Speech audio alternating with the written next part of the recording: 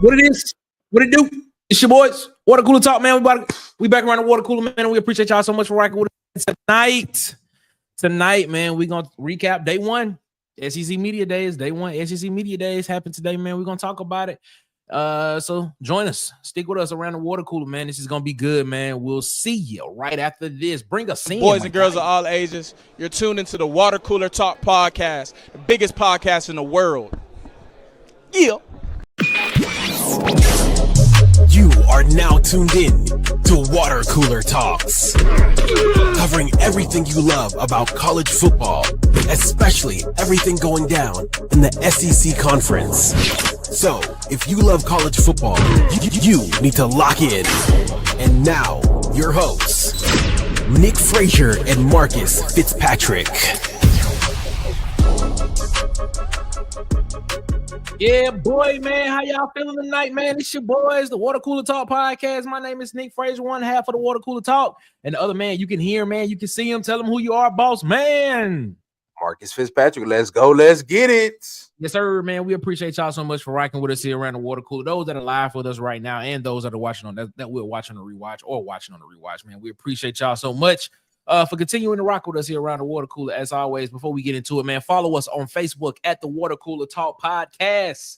Follow us on Instagram and TikTok at the Water Cooler Talk, man. On Twitter at CoolersPod23. And of course, here on YouTube. Subscribe, like, share, hit the notification bell button here on YouTube. So you know when we post more videos and when we go live, trying to hit 700 subscribers before the start of the college football season 2025, man. So help us out with that, man. We are on our way there, man. Marcus, how you feeling tonight? How you feeling? And I ain't at work, so I'm feeling good. That's always a good thing. That's always a good thing. I'm at home. That's good. How you, brother? I'm doing well, man. I can't complain at all. Can't complain at all, man. You know who else can't complain? The Huggy Beard himself.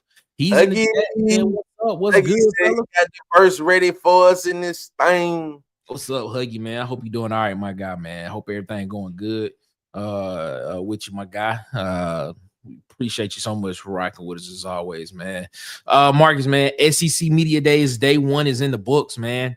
Yes, and we're going to talk about it right when we go. Oh, wait a minute. I got Sharp in the chat. What up, Sharp? What up, B Sharp? The Sports Talk is in the chat. What up, B Sharp? How you feeling, man? Hope all is good, man. Marcus, let's go ahead and let's take this thing to the first half, man, so we can get into this conversation. This is the first half. Am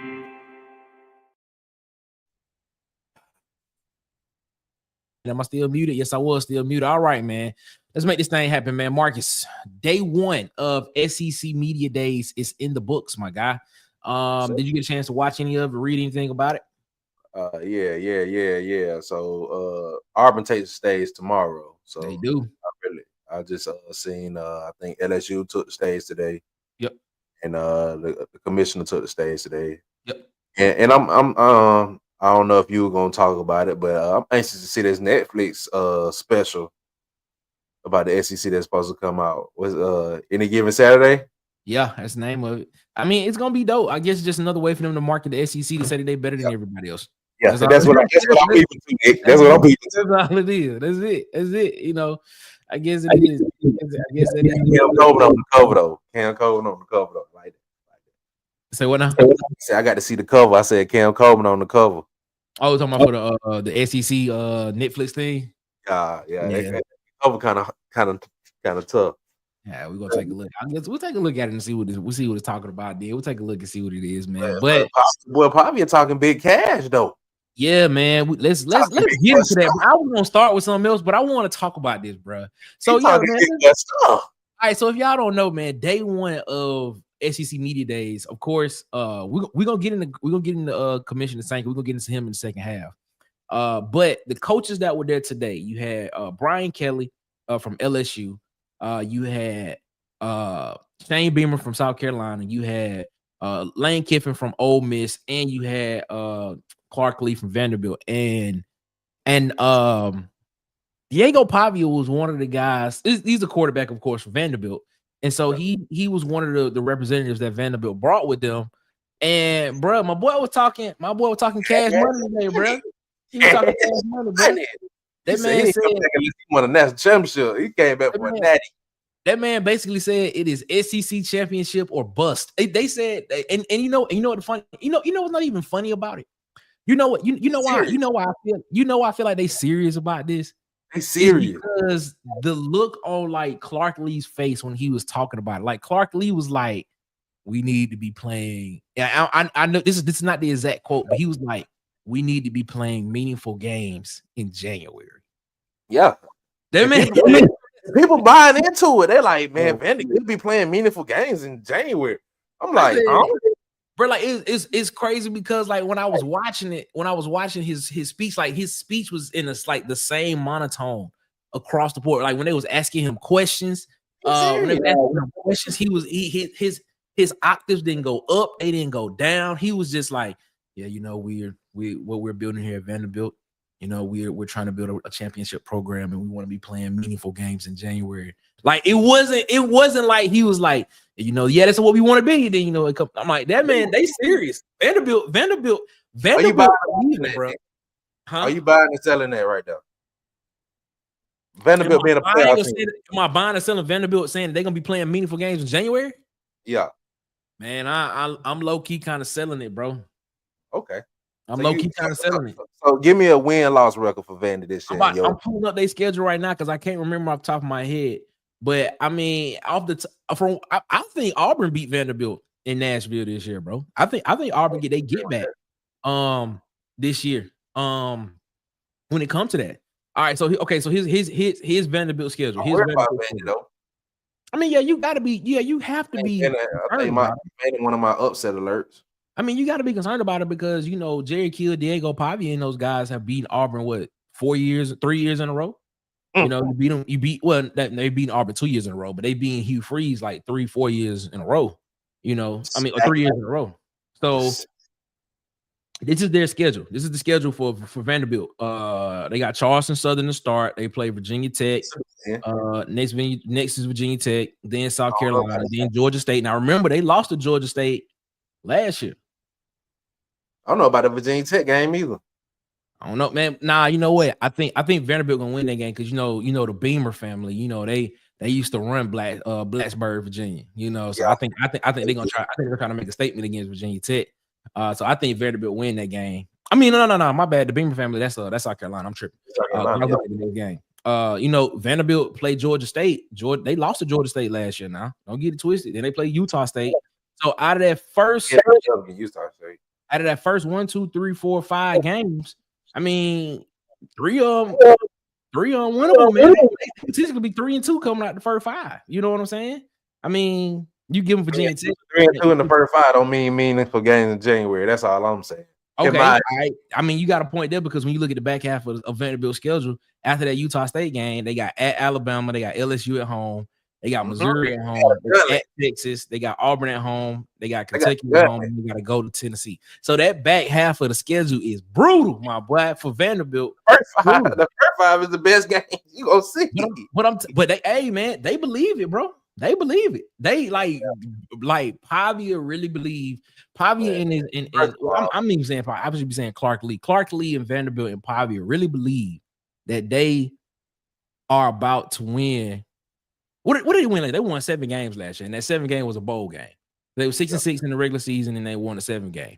They won Bama, and they felt real good. They ain't finna walk away from Bama again. Okay, so they beat Bama, but then they lost to Georgia State. They lost to Georgia State. I mean, the state of Alabama. I don't think they win. They beat the state of Alabama. I get what you're saying. They ain't doing that again. But my thing is all right. So let's just say 9 wins. 9 wins potentially gets any team into the playoff conversation. Does Vanderbilt have 9 wins on this schedule? No. That back 5 gonna be very, very, very. Like you gotta pray to me to get a 4-1 on the first half. I'm telling you, man. Okay, all right. I put it like this: what if they come out 5-0? If they come out 5-0, that means they got 7 games left. I believe they get 8. Do you see them getting out of that 7? Because they only have to win 4. Do you see them winning 4 out of the last 7 to get to 9? You said Bama. You said the second half is Bama, LSU, us. Tennessee, Kentucky, Tennessee, South Carolina. No, South Carolina in the first half. Okay. So the back half is I don't see them beat South Carolina. I can't say 5-0. I can say 4-1 because I don't think they're gonna beat South Carolina. Okay, so if they come out 4-1 in the first 5, they got 7 in the back half, right? So if they come out 7 in the back half, they got to win 5 of the 7 to get to 9, just to be in the conversation to be playing meaningful games in January. What 5 do they get if they come out 4-1 in the first 5? They probably can get. I think they can get everyone except South Carolina. Okay, no, I'm talking about the back half. I'm talking about the back 7. The back 7 is the back half. All right, I think they get back 7 is at Alabama. They got LSU at home, Missouri at home. They got to go to Texas. They got Auburn at home. They got Kentucky at home, and they got Tennessee at home. Man, they only got 2 on the back half, bro. They only got 2. What 2 they got?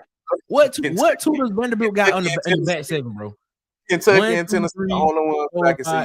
Okay, yeah, Kentucky and Tennessee potentially. See, Kentucky and Tennessee, all I can see for betting on that back half, bro. They better be hoping to get a 6-win season this year. That is crazy, boy. That back half gauntlet is probably one of the toughest in the SEC, bro.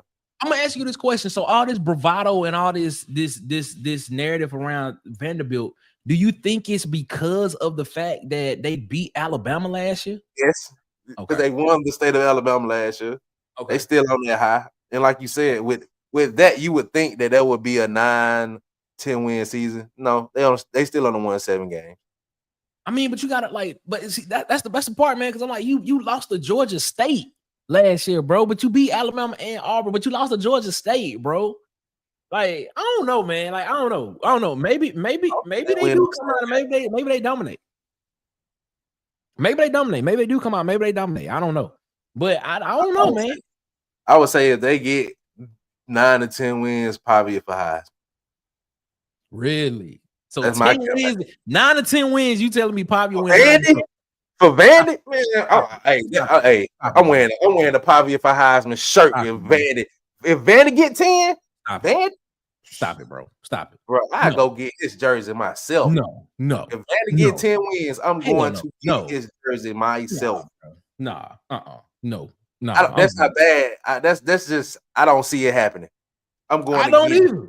I don't see that happening, bro. Get it. All right, man. Well, we wish Pavia them good luck, man. And we'll go from there. First round pick. What? He get 10. He get 10 for Vandy next year. First round pick, and he winning the Heisman. Not, bro. He is not a first round pick. If he get 10 for Vandy, bro, he is not a first round pick, bro. No, he not, man. Yeah, they'll never get 10 wins. No, he is not a first round pick, bro. His mechanics as a thrower it sucks. He good as a runner, bro. But other than that, man, that man is not a NFL. Pavia is not an NFL quarterback, bro. He's not an NFL quarterback. I'm disagreeing with you, but if he get 10 wins, he might be the first for Vandy. He might be the first overall pick.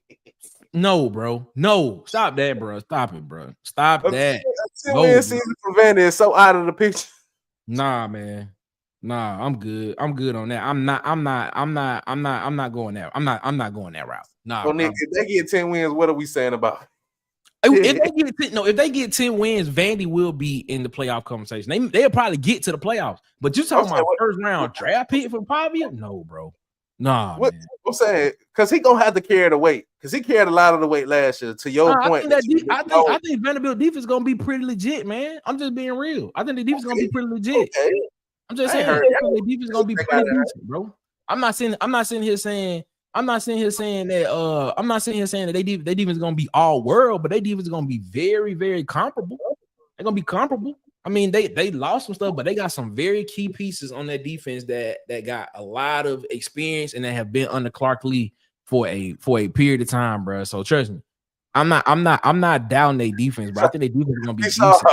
That's not crazy. 10 wins for Vandy sound, be sure. It does. That's what I'm saying. I think Vanderbilt's weakness is probably their defensive line. I agree with that. I think their defensive line probably is their weakness. And I think NCAA agree with that too. Man, all best to Vandy until they play us and we spank that booty meat in Nashville, man. All right, man. Let's move on to let's move on to this dude, bro. Let's talk about this dude.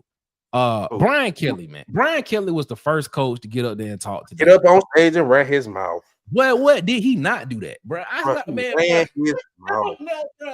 Bro, when I heard that man start talking, all I thought about was like, this dude lying. That's the first thing I think of when he was at this dude lying. That's all I heard when he was talking. But hold up. B-Sharp said he'll bet $1,000 he won't get drafted. Nah, I take look. He's not going first round, bro. We know that. B-Sharp, if you missed the context of what I said if Vandy get a 10-win season, he going first round. Meaning that's just so out of the projection. Man, he would have to play lights out for Vandy to win 10 for me. Man, back to Brian Kelly, bro. Why every time I hear Brian Kelly talk, I feel like he lying to me, bro? Because usually he is. Man, this dude Brian Kelly got up there and said some of the most outlandish stuff today. I mean, it wasn't outlandish. It's just the way that his delivery was. It's like he trying to be light, bro. And I'm like, man, just be yourself, bro. Be yourself. What up, Arbor Dad, man? How you feeling, man? Hope all is good with you, my guy. What's going on, man? AD4L. That's what they say. AD4L. Well, you got to think about it, Nick. If he don't produce something this year, it's tough, bro.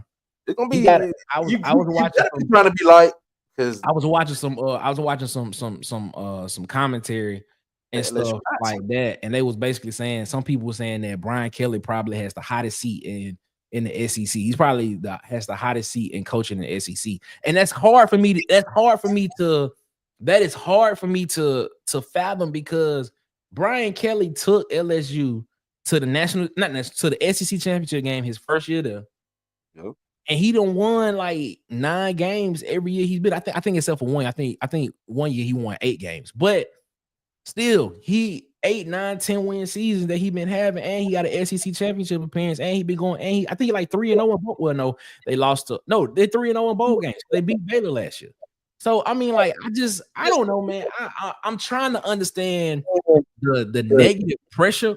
I mean, the negative response behind Brian Kelly, but I also see why he get it, man. Because this man, like, all this man talked about was, man, we gotta win. We like in our weight room, bro. We got the Clemson claws on the bag, and that's what we punch. We punching the Clemson claws because that's our first game of the season, man. And we.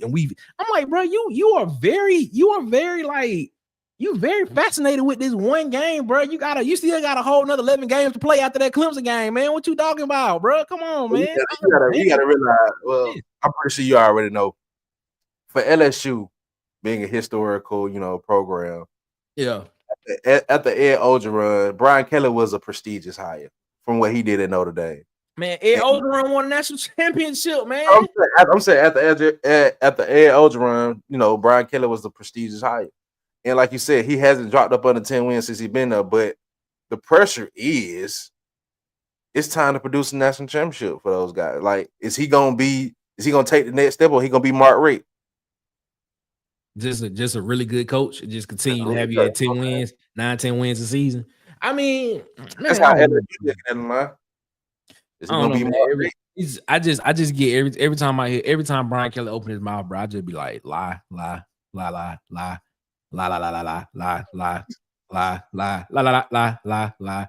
and you know what kind of made me like put me off with Brian Kelly was I can't remember the dude that played at LSU, and dude got hurt. He kept complaining about having headaches and stuff, and dude ended up he was projected to go like in the 2nd, 3rd round in the NFL draft. But dude ended up being confined to a wheelchair because he had to have surgery to remove something with his head or something like that. And according to him and his family, Brian Kelly never reached out to him. That dude for LSU. Yeah, they did a whole special on him. Yeah. Whole thing about him, and he never reached out to him to see how he was going. But Brian Kelly said that he did. He said this. I remember this. He said someone from my office or from our staff was always in contact with him. That ain't what we asked, man. You supposed to reach out to him. You the head coach, man. Dada wasn't feeling that. But Dada who had that surgery, he wasn't feeling that at all. Nah, man, he wasn't feeling that at all, bro. And I'll just be like, man, he just doing he doing what's best for him, bro. Because hey, it is what it is, man. And that, and the more I see this, the more I'm a player first person when it comes to all the other stuff that come around college football. Because when you see stuff like that happen, because these coaches sit in these dudes' living rooms, and they say all this stuff to these guys to get them to come to a university to help them win, so they can get contract extensions and things and stuff like that. And then when something happens to them, they don't want to follow up with it. That new what's the name bill they trying to pass? Oh, they gonna change. Man, no, it ain't, man. The Score Act, man, that Score Act ain't got no teeth to it, bro. We talked about that on Friday, bro, man. I feel like the Score Act has nothing. It ain't changing nothing in college football at all. The Score Act ain't changing nothing. It's just basically solidifying what the House settlement is, and is making it harder for players to collectively bargain, in my personal opinion. It is. Correct me if I'm wrong, though. Don't the university responsible for the players' medical bills 2 or 3 years after they, you know what I'm saying? If they get hurt? Correct. I'm just saying I read that. Correct me if I'm wrong. That's fluff language, bro. That's fluff language. We had this conversation with DC because DC thought, and if I'm wrong, DC, tell me I'm wrong. But DC thought that when you get to these programs that you get on the school's health insurance program. No, it's supplements. They supplement your stuff. So basically, you using your own personal health insurance, but they supplement what your health insurance doesn't cover. So it's like you on a supplemental plan, like you own your plan, like you on your parents' plan, then you on a supplemental plan. How I know that? When I tried to walk on, that's the first thing they asked for when I got there. It was like, my insurance card, are you insured? And I had to give them my Blue Cross Blue Shield card that was up under my mother's name. And then they was like, all right, you good. And then they was like, all right, you good. And then if anything, whatever's not covered, we'll supplement that. That's all it is. So, I mean, that's all, man, that's just fluff language, bro. It is what it is. I mean, a lot of that stuff just don't make sense, man. He said, I guarantee Brian Kelly don't have no green Stacey Adams with the gold belt buckles. I bet he don't. I know he don't, bro. No, he ain't got him. I know he ain't got him.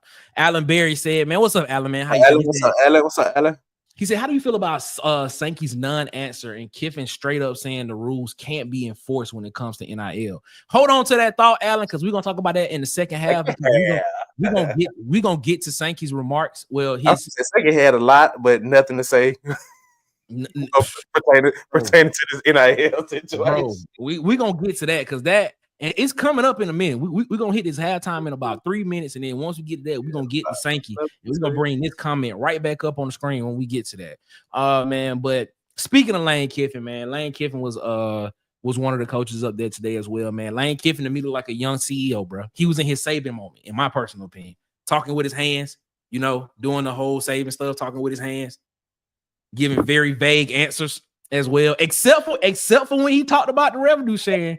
He said that him and Shane Beamer were the only ones that actually really talked about this revenue sharing NIL thing, because they said they both of them said the same word, which was interesting to me. They said the revenue sharing is supposed to be doing what is my bad. I'm saying it wrong.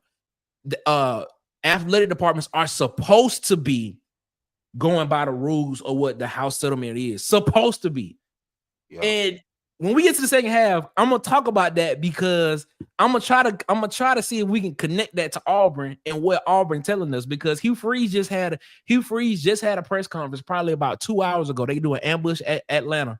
Tonight he's in Atlanta. He's in Atlanta tonight. They do an ambush at Atlanta because he'll be there tomorrow. He going tomorrow. He did a press conference tonight, and he talked about what the institution stance on what is happening with this NIL thing. So I'm gonna talk about that in a minute, man. But Shane Beamer just looked like the dude that you just want to have a beer with. He just looked like the dude you just meet, and he just cool, bro. He confident in his team, bro. He even though we lost some stuff on the defense side of the ball, bro. He was like, I'm confident in what we got to replace it. He was like, I'm confident in the weapons that's gonna be around Lenore Sellers on the offense side of the ball. I got the best. He basically saying I got the best quarterback in the SEC, bro. So he's telling y'all South Carolina. That's what Shane Beamer saying. Shane Beamer like, I got the best quarterback in the SEC, bro.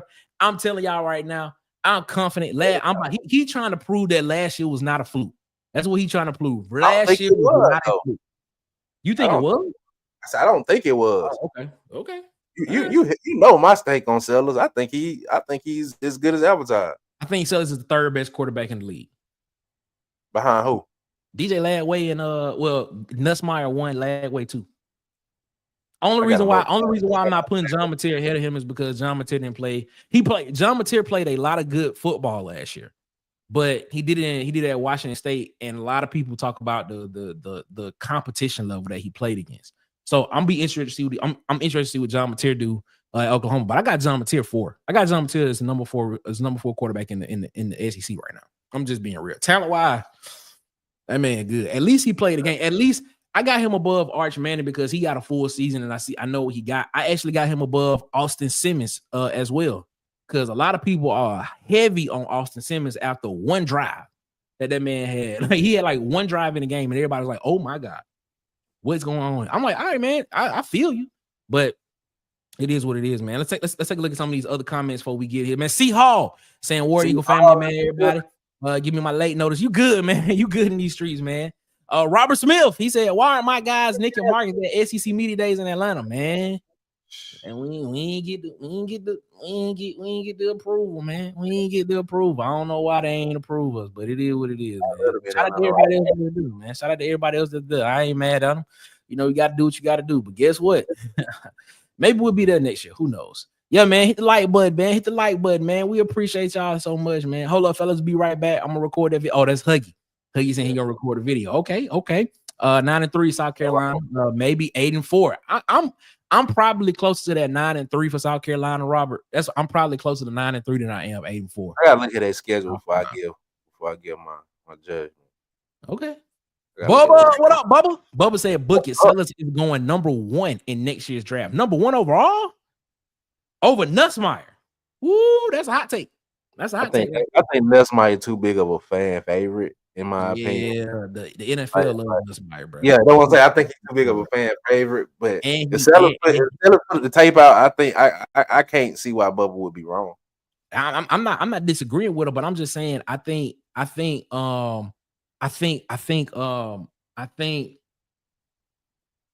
it ain't that. It's the fact of the matter that I just think that they think Nussmeier is a better NFL quarterback than what. Yeah, he's a fan favorite. That's all I've been hearing this offseason. Nussmeier. That goes back to what I think with the Brian Kelly situation, Nick. You were saying about you feel like he lying. I feel like he know the pressure is on, and with you having a Heisman a Heisman projected quarterback, if you can't get those guys to where they need to be, I think this boost the club and NIL. People gonna start throwing a lot of fuel on that hot seat. It's funny you say that because when they asked Brian Kelly the question about the pressure that he feeling, the man was like, man, if we win, there is no pressure. He was like, if we win, the Heisman Trophy is gonna be chasing Nussmeier. It's basically what he said. That's what he was saying, all that type of stuff and stuff like that. I'm like, bro, you feel the pressure. It's the same thing with Hugh Freeze basically saying, I have expectations, but I don't feel pressure. I'm like, bro, yes, you do. You internally have to feel that pressure, my guy. It has to be there. It is what it is. Robert Smith said, man, we would take up a damn collection and we have to have water cooler at SEC next year. Man, we would love to be there, man. But the SEC officers gotta approve us. You know what I'm saying? They gotta approve us. He said, tonight, we can see you. Yeah, I'm on my hotspot tonight, man. I had to put the hotspot on the phone, man. All right, man. Ladies and gentlemen, man, we're going to take a break. We're going to hit in the halftime right here, and we'll be back right after these messages. Let's go. You don't out your seats. It's halftime. Do you want to feel like a star? Then go to Hollywood Media, and you'll be shining. From sports interviews, athletic highlight tapes, athletic photography, Hollywood Media will make you the star of all stars.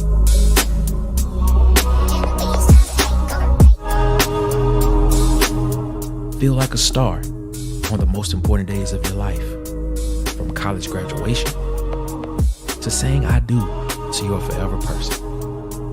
Let Hollywood Media make your event star-studded. Subscribe and follow on TikTok, Instagram, and YouTube at Hollywood_media. And follow on Facebook at Hollywood Media with 2 A's. Hollywood.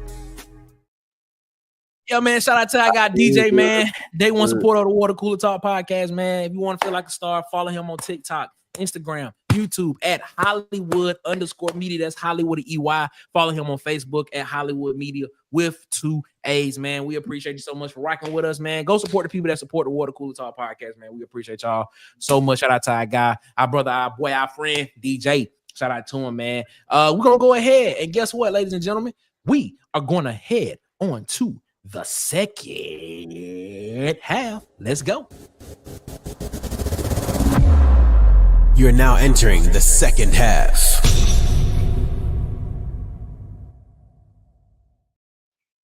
All right, man. We're in the second half right now, man. And look who's joining us around the water cooler, ladies and gentlemen. Is The fan favorite, Arthur Tez is around the water cooler with us. What up, Tez? How you feeling, man? I'm feeling pretty good, man. How y'all doing?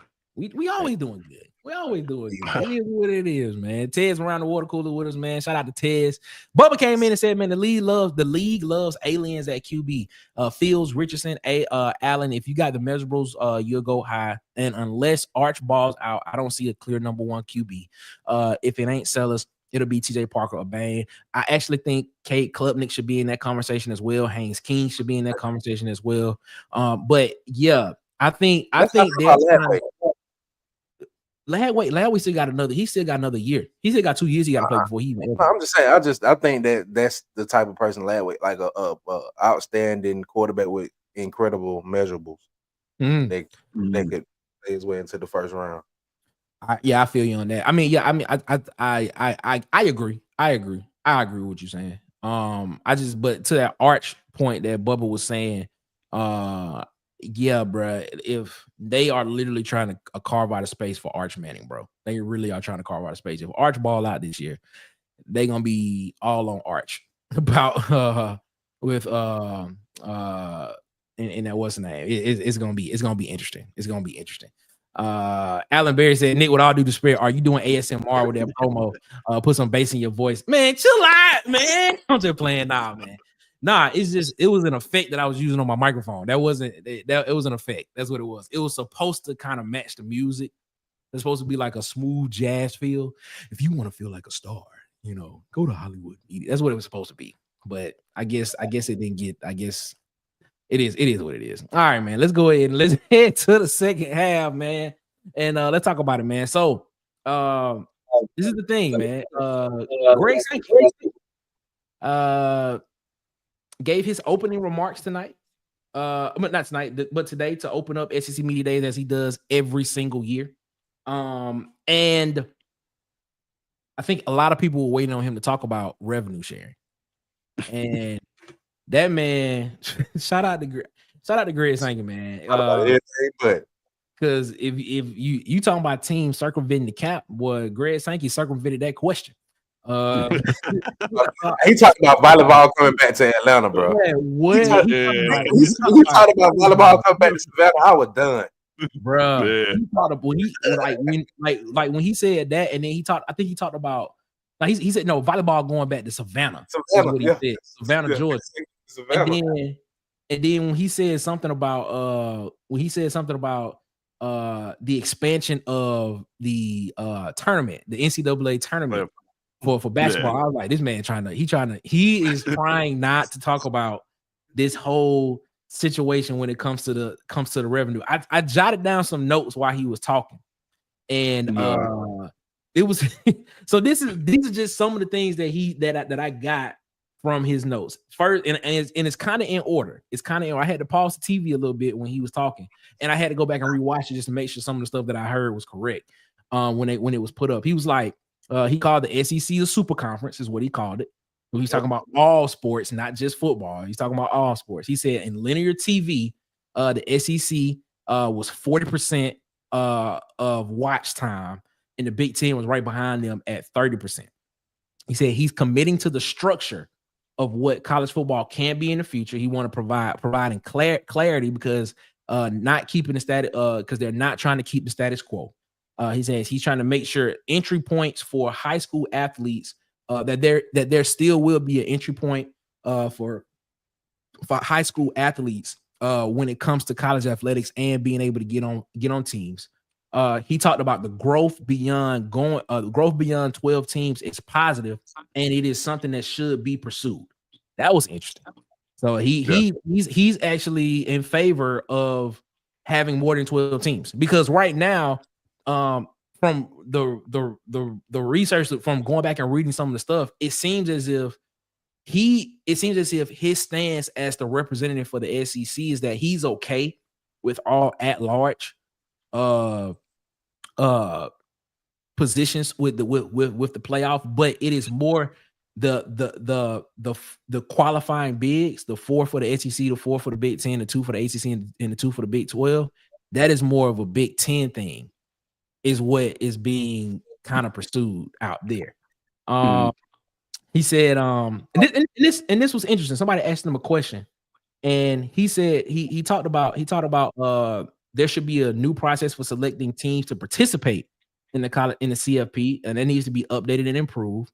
He said coaches and ADs, there needs to be continued education and communication as it pertains to the House versus the NCAA. That's kind of all he said on that. He didn't really go into detail.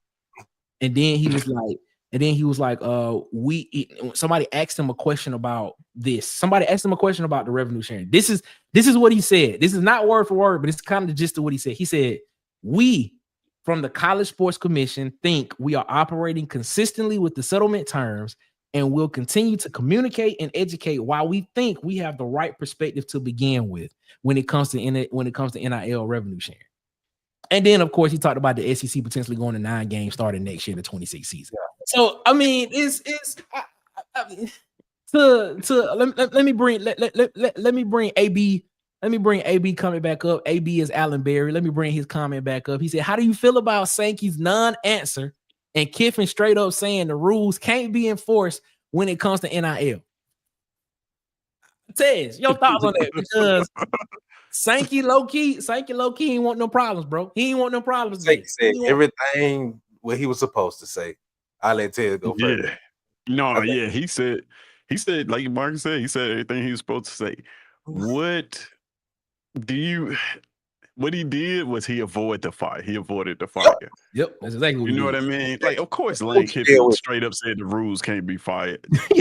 Like, will we expect Lane to take the Greg Sankey approach? Like, nah. Of course, Lane's gonna tell you straight up how he feels. Yep. Greg Sankey was very careful with his words, because I think that a lot of the conversation around this revenue sharing thing spills over into what's happening with college football playoff and expansion and the SEC's footing as far as like seeding goes and automatic qualifiers. Like, these things are all connected. And he doesn't want to say the wrong thing in this situation. It's like, if your conference is winning, you got to know when your conference, like, some people don't know when they won, and then they say stupid stuff and just mess it all the way up. He's aware that, like, oh no, we are, in the lead. They have the power. They have the power in the whole situation. They have the leverage, right? Yeah, they got the leverage. Yeah. And thankfully, he's taking that approach, because he could. One thing, I'm really keen on word choice. And every time he talked, and even in what you just said, Nick, I want you to pay attention.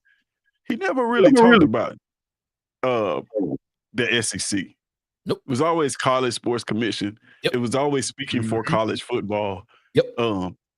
What you heard talking was the most powerful man in college football right That's now. Exactly what you heard talking. Yep. That's it. And he's speaking for the entire sport and not for just this conference. When he spoke on this conference, he started talking about volleyball. Yep. Mm-hmm.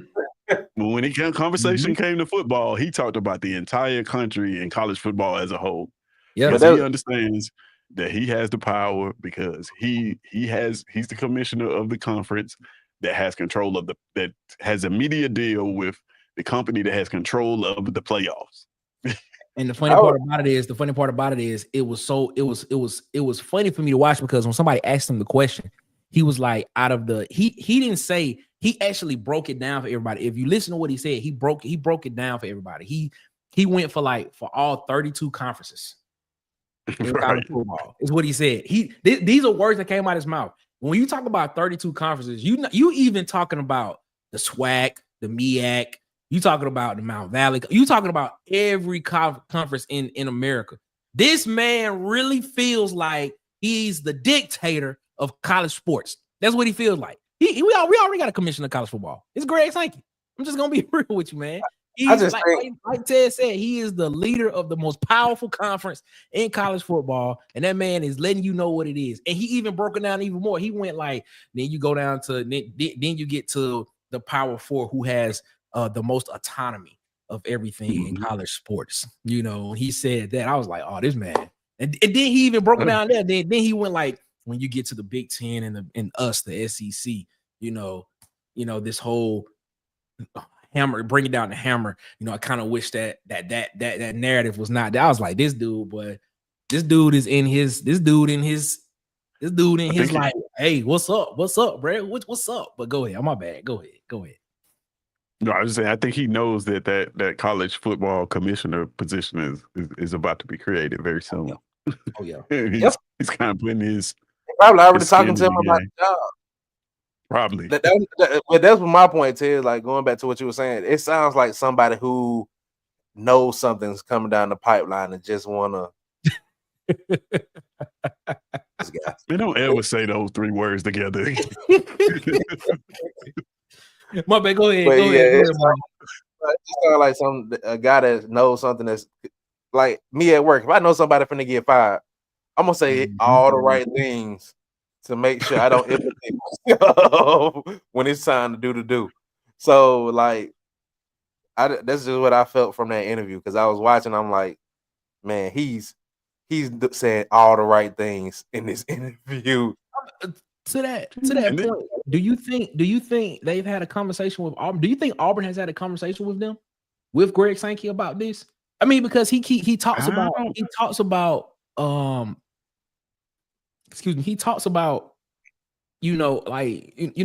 talking about how they are aligned, and Coach Friesen had they about 2 hours ago, a little bit less than 2 hours ago, they had a interview session, content with him before tomorrow, because they do an ambush Atlanta, and like the first three questions, I think Dap asked him a question about out of the first four questions he was asked, it was revenue sharing. I think Dap was the only one that asked him a question about what position on the team did he think need to get better, and he said the linebacker position, because he thought it needed to get a little bit faster and a little bit more speed at linebacker, is what Coach Freeze said. But every other question was about revenue sharing and the institutional alignment that Auburn has and things of that nature. But do you think that the whole narrative of him saying, of Greg Sankey saying we need to educate and continue to communicate with these schools, do you think that they are having this conversation with the school like Auburn? Does Auburn know more about what potentially could happen coming down than we do? Well, we know they know more, but do they know more than probably the people that's in the same boat as them? I think Auburn just playing the same. That's just my opinion. I think Auburn is just truly going by what they interpret the rules to be, and they're playing it safe. I think Auburn is waiting on the backlash from people who didn't interpret the rules correctly, and they just sitting there just hoping that their name don't get called. I mean, knowing that their name ain't gonna get called because they think they did everything the right way. But the narrative that's being thrown around is that, I think, and let's just be real. A lot of people know that what's happening. A lot of people are circumventing the rules and bending the rules and finding loopholes to get to what they want to get done. But they are saying that those same people are saying that they don't think that the enforcement arm is going to enforce the rules anyway. I don't think so either. Because anytime the rules are unclear. Like, you can't really enforce something when they can't even interpret it. So, like, I think it's gonna be like you and Tez always say, a 2 to 3 year gray area period where we're still trying to figure out exactly what the rules are. Yeah, it's tough to enforce the rules when you don't list the consequences. like nobody knows the consequences, so it's like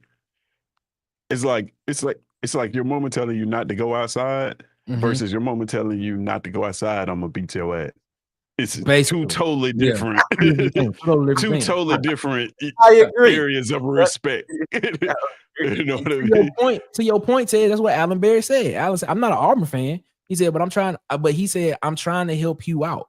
He said, Sankey is saying without saying, we ain't gonna do nothing about it. That's really what I mean. If you think about it, that's what he's saying. I think they all had a conversation with. I don't think that Auburn is operating with information that other schools don't have. I think they all had a privy to the same information. I think they all probably had conversations with Greg Sankey. I don't know who Greg Sankey, what side he's on, but one of the things you got to realize is this. The crown jewels of your conference are leading the country right now in recruiting. They're the hottest two teams in recruiting right now. Exactly. And regardless of what I know the rules to be, why would I get on TV and mess that up? Like, why would I get on TV and say something to jeopardize that when, like, these two teams, you know, I got one guy who's in Kirby, and we said the other day, like, he's the only person in my conference that's won a national championship. He's the only person in the conference that's won the conference. All right. So, and then you got another team in Alabama, the traditional power. We know what happens in viewership when they're good. Man, it doesn't make financial sense. It doesn't make job security sense for him to get on TV and side with Hugh Freeze or side with anybody in this matter. Like, to be honest with you, so I understand why he kept it as vague as possible. This is what I call the word. I'm not gonna use the word I want to use. I'm just gonna explain it. This is what I call just on paper. And I'm gonna explain what I mean. Like, okay, on paper, this is what it says. This is what it says. This is what the rules say on paper.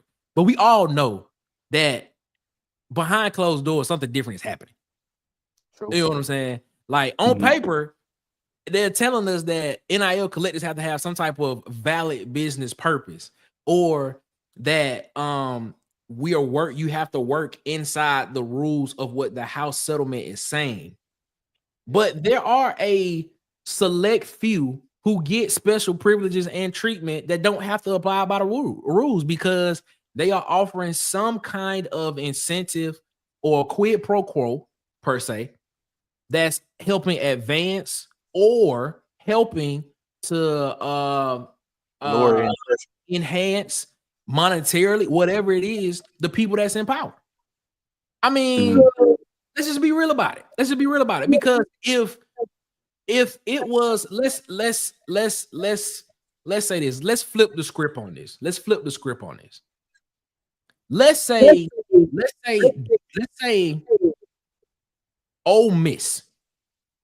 Let's say Ole Miss was hot in recruiting right now, just on fire with recruiting right now. Ole Miss top 3 recruiting class right now, as we said. They're not, but we're hypothetically speaking. Let's say Ole Miss, and I use Ole Miss for a particular reason because I look at Ole Miss as one of those fringe teams in the SEC. They one of those teams to where you just look at them like, if they tilt this way this year, I'm rocking with them. If they tilt this way, I ain't rocking with them. So I'm gonna use Ole Miss. Let's say Ole Miss is on fire with recruiting this year. It's blazing. They got 3 5-stars, they got 9 4-stars, and they got other dudes that's getting ready to commit within the next 2 weeks, and all of them got Ole Miss in their top 3. They cheat. But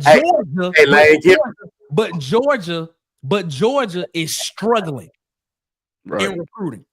Do you think that Greg Sankey today would have gotten up on that dais and started saying exactly what those rules are supposed to be? You know what, Nick? I like that question. That's a good question. What I'm going to do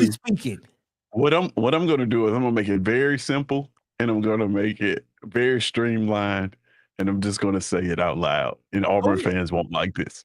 I know they probably If will. Al- They don't if like Alabama- on this show anyway. But go ahead. If Alabama, that school in Tuscaloosa, was in our position right now, and Kalen DeBoer was saying that the rules weren't fair, in like the, you know, their athletic director was saying that the rules weren't fair, and this whole August 1st thing, if that was their position and they were sitting at 70 right now, the entire college football world would be getting rid of this NIL go shit. It wouldn't even be a question. The only reason that people are saying that that we're just making this up is because it's Auburn. If this was a brand, like to your point, like Georgia, Alabama, even Sarkeesian, if this was a major school brand that got on TV and said, "Hey, we're following the rules, everybody else isn't. We got to wait till August 1st, and all this is going on." The same thing is happening. They dropped down to 7th in the recruiting. They got 9 kids on their roster. Committed to them right now. And three of them ain't even rated. If this was happening in Tuscaloosa or in Athens, Georgia, I can guarantee you the entire college football, they wouldn't even, they would be scrapping this. It would, because it would be bad for football. True. And to back up your point, Tez, you want to know how I know that would have happened? You want to know how I know that would have happened? Because when Gus Malzahn came in the conference, and they was using that hurry up, no huddle offense, and Nick Saban went and complained. Guess what happened the next year? It was a rule change. But I was about to ask you, do you feel like it's more the brand or the coach? Do you think because you said DeBoer, so do you think DeBoer is a big enough name coach to garnish that attention? No, I think it's probably more of the brand, because I think it's probably more of the brand for the simple fact, because when you look, if you go back in time, and people. Like, people get on me when I say this, bro. Like, when I say the SEC has been top heavy. Like, okay, fine, it is what it is. But when you look at the teams that have consistently represented the SEC in playoff, in national championships, in just meaningful games across college football, it's always been Alabama. Right. Always has been Alabama. Georgia just did not start that until Kirby got there. You gotta understand, we got here. Part of this reason we got here is because of the SEC championship. It's because of Alabama we have conference games. That part. Yeah, like they don't win that SEC championship in 92. We don't even have conference games. Hey, Ted, do you feel like LSU is a big brand school? LSU could potentially garner that weight too. The reason why I used Alabama is because, and be clear, I'm not just saying that just like for the brand itself. You got to be realistic. Alabama has been a winning school for the last 17 years, right? Yes, it's tough. It's tough to, in 1 year, they get a new coach, goes 9 games, 9 wins, to then say that they don't have that cachet no more in just like 1 year, right? Yeah. It's tough. You can't even, like right now, you can't even get Alabama fans to believe it. We tell them all the time, this dude came from the West Coast. He's no Nick Saban. They're like, oh, no, man, I'm telling you. Y'all said that they couldn't recruit. Like, yeah, I was number 4 in recruiting last year. Who said that? But anyway. It's crazy. But anyway, like, I'm just saying, like, it's because they won that they earned it, right? If this would have been happening back in, the Mark Price days, or like nobody would believe them then. Like they because they was in between coaches and they were struggling then, and they came out and said the shit like then nobody would believe them. But like now, because they had a cachet and they have won. Georgia is one of those teams. They had the recent winning. Like if they would have come out and say, man, hey, everybody got it wrong. They not following the rules. They cheating. We're not. Like you be inclined to believe that. Because think about it. Perennially, those schools have top 5 classes, top 3 classes. Yep. For them to fall off to a 70 or something, nobody would be questioning whether kids want to play there. Nobody would be questioning Kalen DeBoer's extracurricular activities. They'd be looking like, hey, man, we was able to recruit. This rule came, then we stopped being able to recruit. It's exactly what simple as that. Exactly. It's only because it's Auburn that people are just like, oh, the kids don't want to go down there, and this and all that. It's only because it's Auburn. If it was a bigger name school, they believe it. And the funny part about it is, the more articles come out, the more that these articles are coming out, it's other coaches in college football having the same problem, but because Auburn, because it's Auburn, a lot of people are just saying, man, it is what it is. Auburn just like, no, bro. Listen. Nobody knows what's going on. That part. That's the part. I'm going to tell you a perfect example of what I'm talking about. This is a perfect example of what I'm talking about. When I'm talking about the difference between coaches and what one coach can say. Hugh Freeze got on here, and I think you heard me say this. Hugh Freeze got on TV. He said, my wide receiver room is too expensive. I didn't lose a single kid. Why would we spend a lot of money in recruiting when we can retain the receivers we got? Everybody yelled, Cap, that's an excuse. Why is Hugh making excuses? Less than 2 weeks later, Steve Sarkisian came out and said the exact same thing. He said, retaining your roster is going to be important. Why should you spend so much money on the recruiting class? And I just want you to go and find that quote on Twitter and look at the reactions to it. Go find both of them because they both still out there from both same two coaches. They said the exact same thing. And look at the reaction to what Steve Sarkisian said and how many people were praising him and saying this needed to be said. And then how many people, when Hugh Freeze said the exact same thing, were like, oh, man, you just want to golf and you want to like there's a difference between the perception of Auburn and the media of Auburn. So, like, a bigger school saying the same things that we're saying, man, they get the rule changed. They be ready to scrap this house settlement right now. Exactly. And the funny part about it is Lane Kiffin said it today. In his remarks. He was like, man, now I might have to start. He was like, I might have to start focusing more on getting smaller classes and retaining a roster. That's really what Lane Kiffin said today in his what's name. Yeah. He said I think everybody's going to have to do that. Auburn just doing it earlier. That's all. That's it. And but here's my gripe with Auburn. Auburn also has a younger team though. But here's my gripe with Auburn though. The gripe I have with Auburn, like I look at this whole thing from a 360-degree view. My problem with Auburn is stop acting like you trying to play everything by the rules, and every other school out here is not doing the same thing, bro. Like take advantage of the opportunity, bro. Take advantage of what's going on. Like that's my whole thing.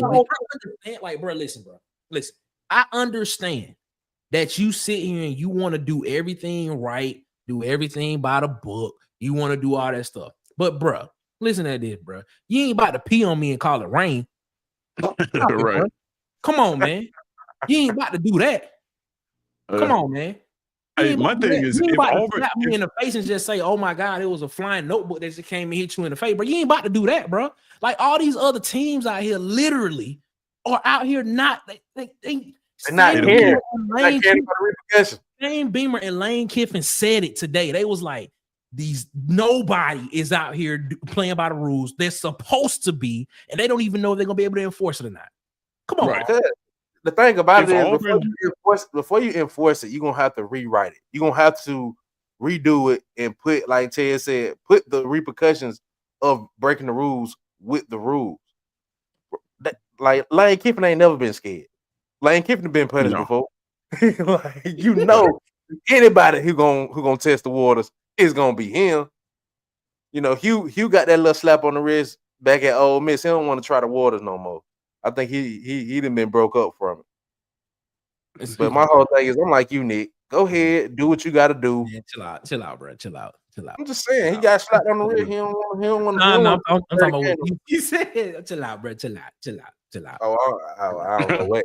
I don't even know where that's going, DC. But yeah, I don't even bring him up on the show. I don't know what's over there.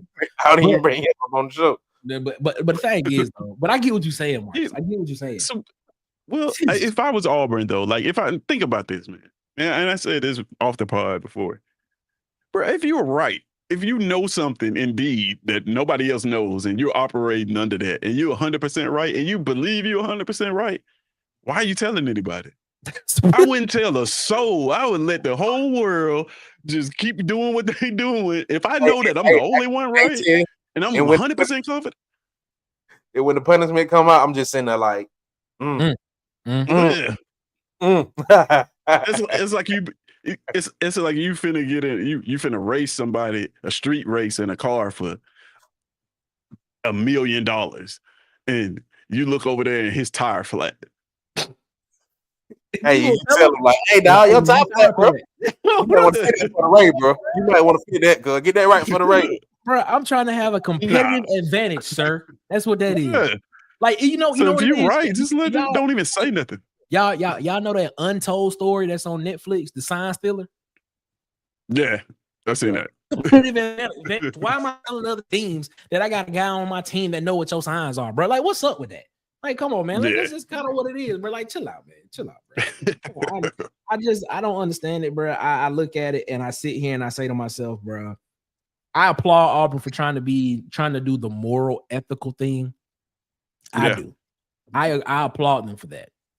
But, bro, you are in a business to where if you don't win and you don't win consistently enough, you out of a job. And the currency, literally and figuratively, the figurative currency that helps you win are these prospects that are highly recruited, highly rated guys that will help, that will get on the field and help you win. And the literal currency is what's going to help you get them to your school to help win. That's the most important asset you have is those players. But we want to play by the rules when nobody else is playing by the rules. All right, man. That is what it is. This was irritating me about this whole situation. Like, I can understand Hugh Freeze because we have a young roster. I can understand him focusing on player retention. I can definitely understand that and focusing on the transfer. But like you said, Nick, my anger is if everybody else is cheating, let us cheat too. That's what I'm saying. Equal opportunity cheating, bro. Let's make this a thing. Equal opportunity. I'm not mad. I'm not mad at them for taking their approach if they truly feel like they'll get an advantage from taking it. I'm not mad at them like approach unless he knows somebody finna get punished. If he don't know that, that's the only way. That's the only way. I need some cheating going on. Yeah, but it's like, man, I don't even know if it's cheating, bro. I've been cheating ever since cheating existed. I don't know if it's cheating though, bro. Like, is it cheating? What they doing right now? Would you classify that as cheating? I wouldn't classify that cheating. We don't really know the rules. No, I'm not. I just said equal opportunity cheating because of Marcus said it was called cheating. I call it this is what I call it. I call it not being, and I don't want to say savvy enough, but I call it not being I'm gonna say it. I'm gonna use the word. I call it not being savvy enough to play in the gray area of what everybody else is playing in the gray area. That's what it is. That's literally what people are doing.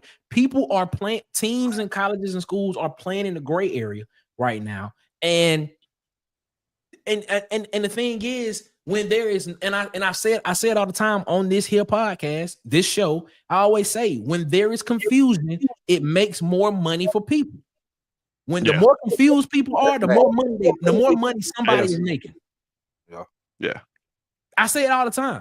And right now, what's happening is teams, the teams are utilizing, they're calling it litigation.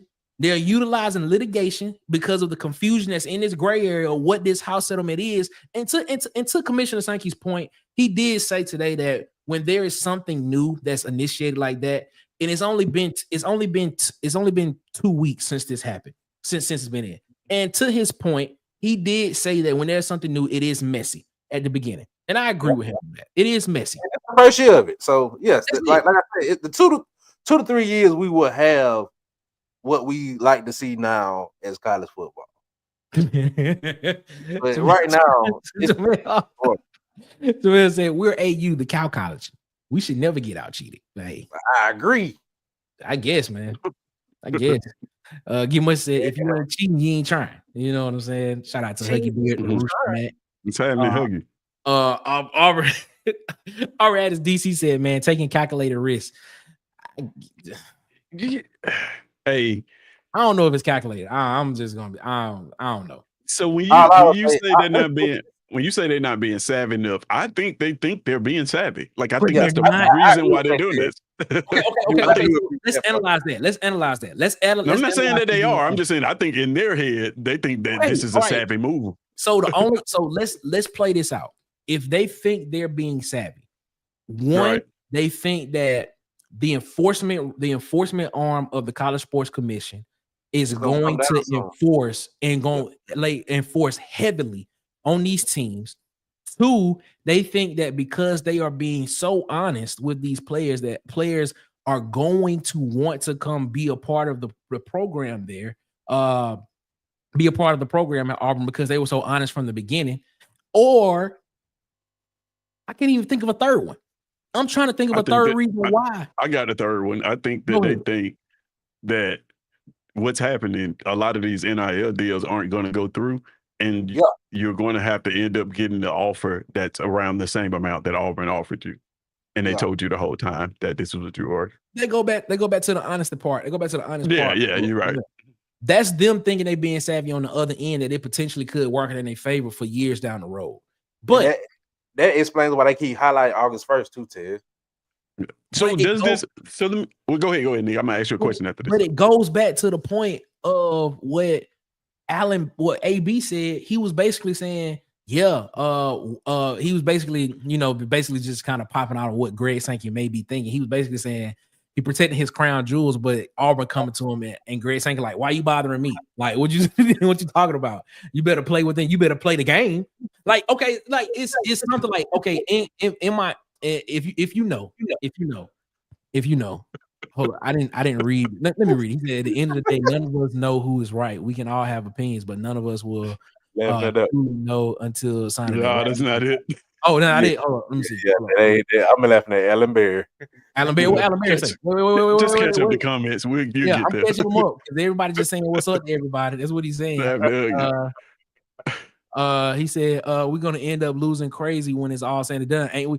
Get musty. I hope we don't, but that's what it looking like. What Alan Bear is this okay? Let me see. Alan Bear said, "I'm a natural born cheater. That's why I'm boy. Stop. Boy, stop. Boy, stop. Boy, that's crazy. Boy, Alan, she's being honest, man. Hey, Alan, boy, that's play funny, your strengths, bro. Alan. Play your strengths. Get what you said. He said that's a lot of info, man. Stay blessed. Yeah,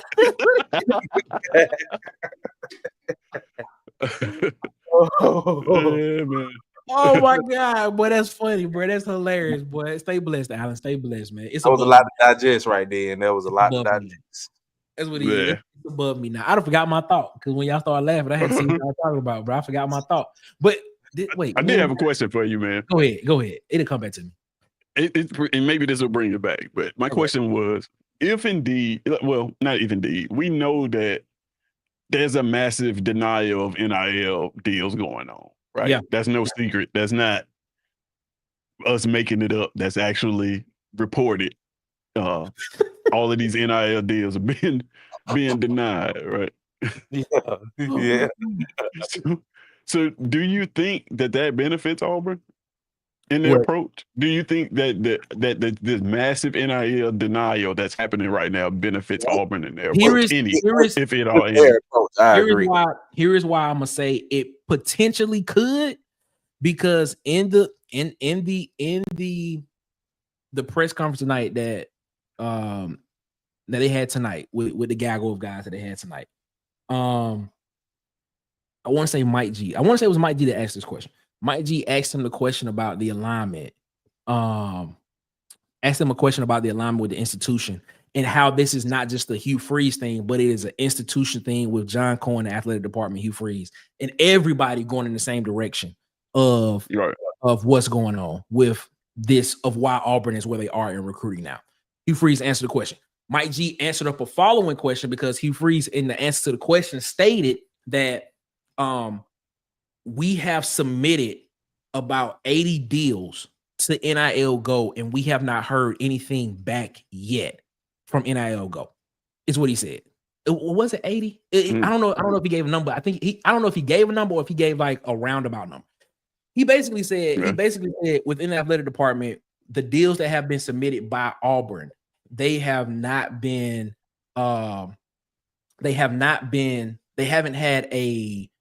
a response on majority of them, but some of them. So Mike G answered the question back. He asked him, he said, Is it because you're submitting it and they're taking too long to answer, or are they just denying the deals? And Hugh Freeze just flat out said, I don't know. I can't answer that question. So to that point, I would probably say if they are structuring the deal correctly, how they are supposed to be structured, and if it comes back that we're starting to see a lot of the deals that Auburn is sending to NIL Go to be approved, then guess what? Auburn's vindicated from all the stuff that a lot of people have said about it because they're doing it the right way. And guess what? NIL Go is upholding their end of the deal. But if it does not come back, guess what? Auburn got outplayed in the gray area. That's it. Because right now we are in the gray area of this whole thing. We don't know. That's what my fear is, because I would fear like we lost a lot of commits. Yeah, and I feel and I feel like it's because we've been waiting to see what this gray area look like. So we've been playing it safe while these other teams have been basically dangling the bag in front of our commits face while we've been playing it safe. But I'm gonna add something to that. It's not the fact.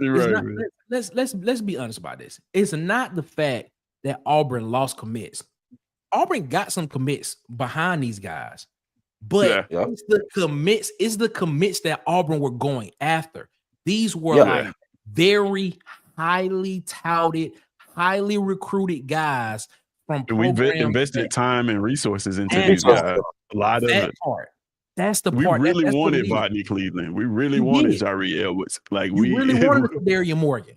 Yeah, we really wanted those guys. You really wanted a Tristan Keys. You wanted these guys. You were heavily influenced. You were heavily trying to influence these guys to come to Auburn University. Yeah. Think about Darian Morgan. Remember, he did that interview when he asked, like, they asked him about like each school and what it meant in their recruitment that was in the top 5. When he got to Auburn, he was like, relationships. And like everybody in that building, I know them. I know their family. We have great relationships. I have great relationship with Coach Davis. He came and he said they was recruiting Malcolm. Yep. But ever since then, he's been, I've had relationships with this school longer than any other school. Yes. You know what I'm saying? That's the part that bothers me, because that's the part that bothers me when it comes to the fact of Auburn using the narrative of people are not playing by the rules, but you went and signed 4 guys underneath the cap. So what was the difference there? What was the difference of signing those guys? Were they just accepting the deals that you were presenting to them? But that's what made me. But I think that they just committed, man. I don't know if they actually, But okay, we don't even know. The reason why I feel that way, Nick, is because what's the dude who flipped to Oregon? Oh, you talking about Naeem Alford? Oh yeah, last year in 25 class, yeah. No, it was the recent dude who just flipped. Who's talking about? Type put it in our group chat, and up under it was like jokes about Auburn being broke or something. I'm trying to think about who it was, but I don't know. Yeah, so you probably was it the come on, Ian Nacho? Ian Nacho was he had Auburn top 5. Yeah, Ian Nacho had Auburn in the top 5. Yeah, Ian Nacho, and then Type put in the joke with us being broke, and that's what I feel like. Like I feel like we are not trying to match offers. We trying to sit back and I think we're trying to sit back and wait and see what the punishment for, because on the interview, I mean the article from Dillinger that you sent, they said it's against the rules to entice freshmen with NIL deals or with basically with paying them to commit, paying them to commit. And I think that's what we're trying to see. Who's going to get in trouble for enticing freshmen to commit? Yeah. It's I think we may be I don't know, man. I think one of the things that Nick said right here that stuck out when you was talking about Hugh Freeze in Mike G's question, and Hugh Freeze straight up said, I don't know. Yeah. To me, honestly, that is a clear indicator that this is all coming from Cohen. Yes. I believe what you're seeing from Hugh Freeze is, all right, let me know when I can recruit for real, I'm gonna be at the golf course until you give me the okay. I agree with that, T. That's what it's saying. To your point, Tiz, the longer this draws out, the more the picture starts to become more clear and less pixelated. Because then it's you have Hugh an Freeze autograph and nobody likes Hugh Freeze. Everybody just talks about Hugh Freeze and him making excuses. I don't think he has anything to do with this. Yeah. Because he's always shown, like, I want to be out on the recruiting trail. This is what I do. Yeah. From day one, when he showed up, that's the very first thing he did. Nick, correct me if I'm wrong. Did he have an article this offseason talking about he gonna let the GM handle the money, and he's just gonna wear? That's basically what he said. He basically like he don't even talk money no more. He was like, to me, that answers Ted's question right there. You correct. You know what I'm saying? So I mean, yeah, I agree with Tez, man. I really the more this goes on, the more that it becomes more Cohen than anything. And I'm just gonna be real with you, bro. It wasn't until the last ambush when they was in Birmingham, I think it was, when Cohen started talking, and I was like, wait a minute, this is not all on Freeze.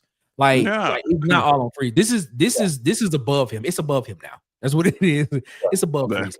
And like when that happened, I was like, okay, something else is going on, because when it first came out, I was just like, yeah, I mean, the easy target was to say that Hugh Freeze is out there playing golf too much. That's the easy thing. Right. And everybody kept saying that. Everybody was like, "Oh, Hugh Freeze playing too much golf." That's the easy thing to say. And is it cheap? Yeah, it's cheap. Is it easy? It's easy. But I always say, and I never kind of went to that, because everybody knows, if you in Auburn enough, you know Hugh Freeze play golf a lot. Right. That's not new news. It was kind of like more people outside of Auburn was saying this, that it was him that was playing golf too much and things and stuff like that. But he's not hiding it though. That's the thing. When you go to a golf course, you go to Morris Mill and play golf. When you go play around the golf, you can just play through and keep scoring your own and not post it. He's posting scores. He wants everybody to know how good he is at golf. Yes. And from all the reports, he's pretty good. I mean, he's pretty damn good. What if Auburn like he's spending all this time on the golf course, and somebody in one of the forums was like, "No, he's pretty good. You might spend all that time in around the golf, but Hugh Freeze get through around the golf like that. Like, he's pretty good." So the thing about it is, bro, like everybody knows that man. After he quit this job. Everybody know that man. Everybody know that man go to Morris Mill and play golf. He don't play it's not a secret. It's not a secret, bro. It's not a secret. But the thing is, it was just the fact that I think it was probably more people outside of Auburn trying to find a narrative for why 4 guys flipped from Auburn in a matter of a month almost. And it is what it is. But the more that these guys started talking, the more that you started seeing Cohen's face on camera, I was like, all right, this might be a little bit more. What he said, Tez, how he gonna hide that face? You got a face on that moment. This man ugly, bro. This man ugly something else, bro. It's hilarious, bro. Crazy, man. Shout out to Huggy. But I mean, but yeah, man, like I sit here and I look at this, man, and we started talking about how Greg Sankey circumvented answering the questions about this revenue sharing, and we done got all into this because it all connect. It really does all connect some type of way, bro. And I'm sitting here like, man, I hope I one or two things. These are the 2 things that I hope happen. I hope that one, the enforcements and the punishments that are on paper happen and Auburn is vindicated. And if that does not happen, I hope that Auburn finally put their big boy pants on and cheat. And start playing in the gray area a little bit, man. I'm just saying. You know what I hope happen? I hope that all of these. I hope these deals go through, and they find out because they were school facilitated and help that they count against the cap, and now you just sign one player for $10 million against your cap. That's what I hope happens. That's what I hope happens. Ooh, wait, boy. That would be the system policing itself. You wouldn't need rules. Answer this question by Jermaine. Jermaine said AU may be getting hit with the prove it on the field along with the rail share strategy at the same time. What you think? They are. Okay. If you no, we didn't get to talk about it, but like we didn't get to go in depth on it. But like I said, that releasing or pulling away from who's the first guy that decommitted? The linebacker. Jermichael Garrett. Yeah, Jermichael Garrett. Pulling away from Jermichael Garrett and letting him leave and decommit because that was an Auburn choice. Yeah. It was rumored that they weren't satisfied that he was a linebacker under 100 pounds. That sent the signal because that was like right after. Shout out to Bubba. Hey, Bubba. This is how they should do that. This is how they should do it. They should take one of the pylons. They should take one of the pylons, put the football down on the ground, and just put the pylon. Put the football with the pylon. Ocho Cinco, y'all remember that. He just swapped the whole fist pump out when they score a touchdown for like just a Tiger Woods. That's what Lane Kiffin would do. Yeah, he would. But yeah, I think that part of the recruit strategy kind of hurt us because it sent the signal that kids were decommitting at the wrong time. Yes, right. That part. And all we needed. I want to be clear. When you win 5 games a season, all you need is for the narrative to get out that kids are decommitted. It doesn't have to be that they don't like it. All you need is some sort of negative press, and then the floodgates open. So I think that's kind of what happened. Along with the rev share and everything in the strategy that they have. To me personally, I think that if all these kids would have decommitted on me like that, I probably would have abandoned the strategy by now. Like abort.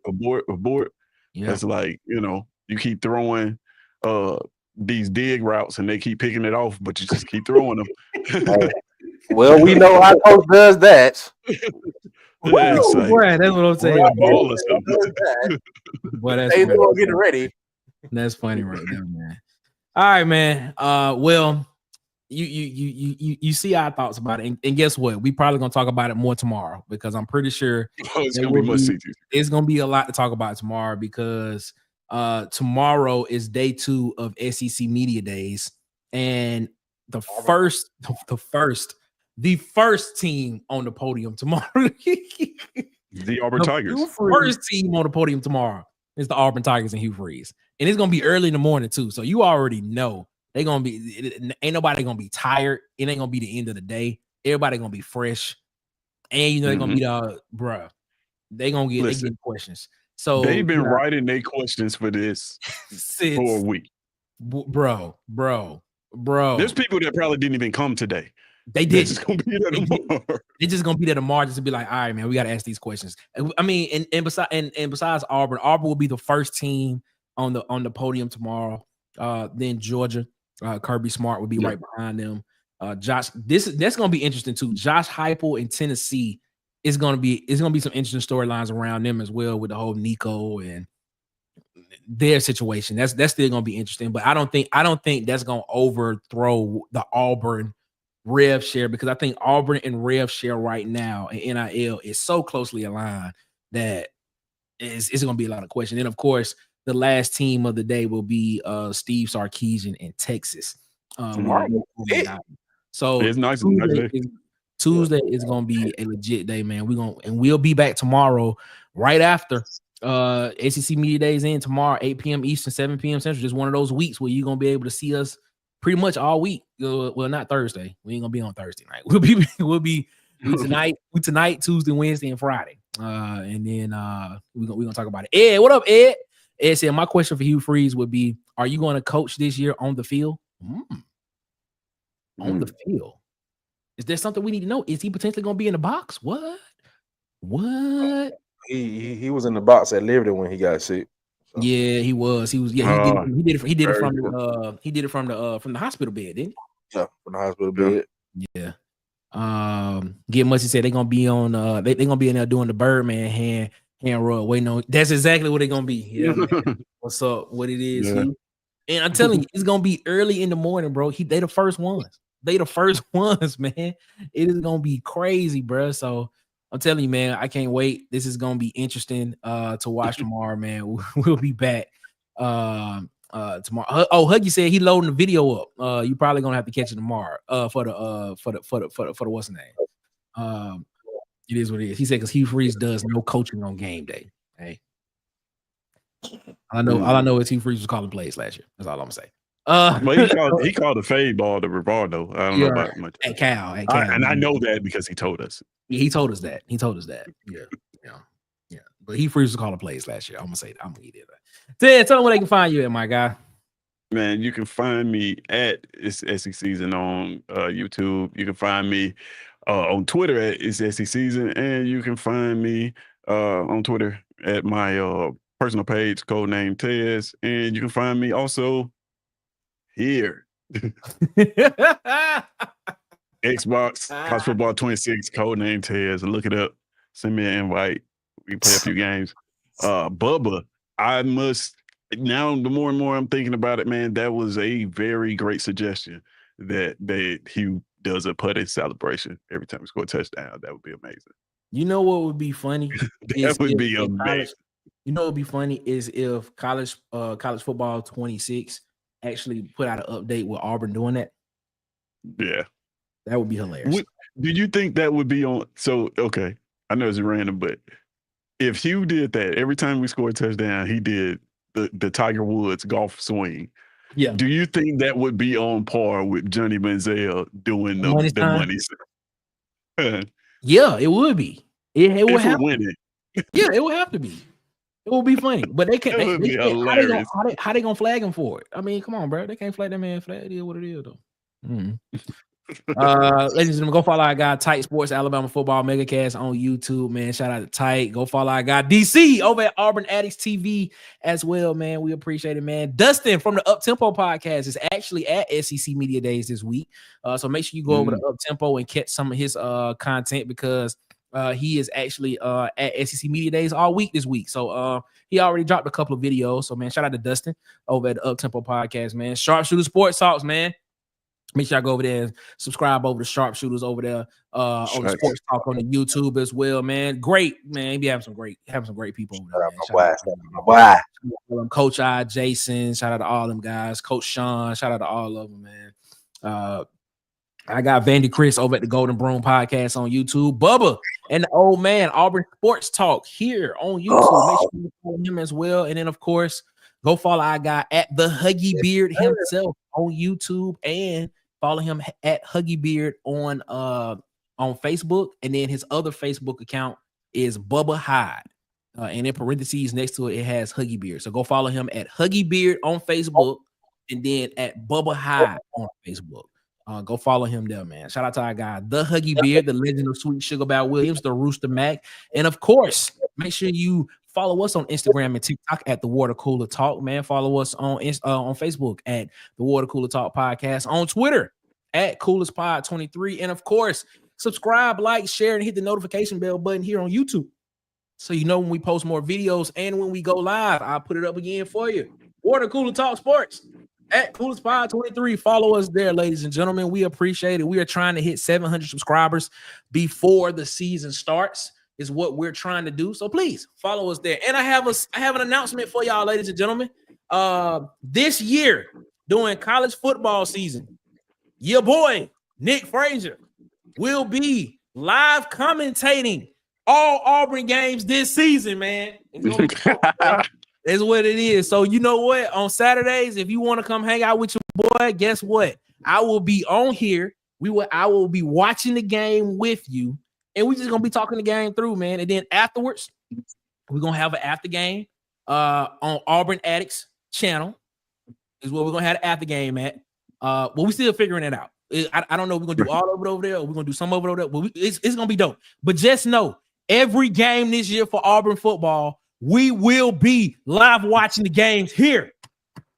Water Cooler. Am I invited, bro? Yeah. I mean, yeah, you are. I mean, yeah, bro. Yeah, it is what it is. Yeah. I'm sorry. I mean, oh man, my bad. Forgive me, Lord. Forgive me.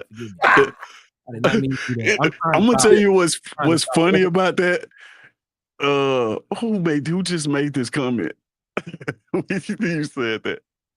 Ed Darby said live cussing on the Saturday with Nick Frazier, and he just dropped it.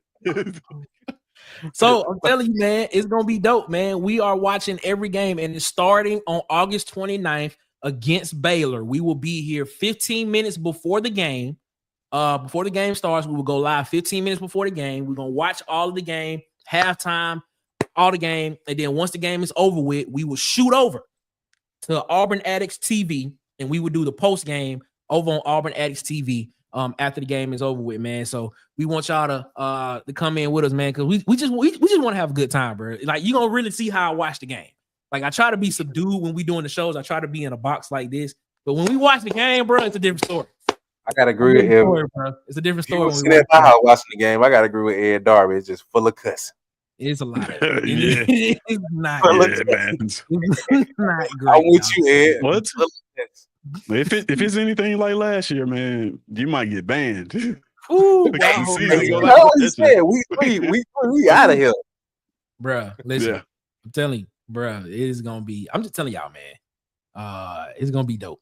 It's gonna be dope, man. So we're gonna be watching. We doing it, and then the 2 weeks that Auburn are on bye weeks. We are going to. We're gonna still live watch games, but we're gonna live watch the game of the week. So basically, that game that come on at like that 6 p.m., 7 p.m. time period. That's an SEC team. So whatever the SEC game of the week is that week at that prime time spot, we'll watch that. And just talk about that. But yeah, man, y'all get ready. Come on over here and watch it with us. And it is what it is.